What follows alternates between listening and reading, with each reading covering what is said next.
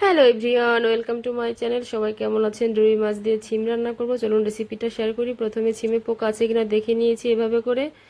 এখন পানি দিয়ে ধুয়ে পরিষ্কার করে নিয়েছি। সবগুলো ছিম আমি বেছে নিয়েছি। এখন মাছগুলো নিয়ে নিয়েছি, দিয়ে দিচ্ছি লবণ আর হলুদ।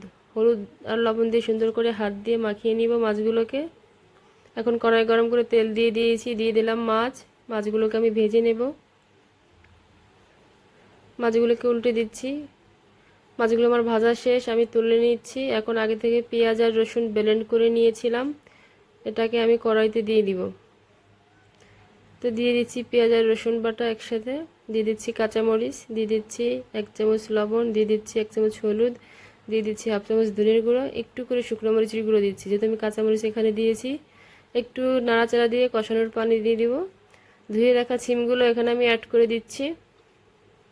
সিমগুলোকে একটু কষিয়ে নিব। কষানো শেষ, এখন আমি ঝোলের পানি অ্যাড করে দেবো এখানে।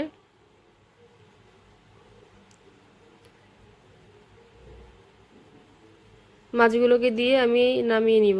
তো 1 চামচ ভাজা জিরের গুঁড়ো দিয়ে দিচ্ছি। ভিডিওটি ভালো লাগলে অবশ্যই কমেন্টে জানাবেন। Thank you for watching.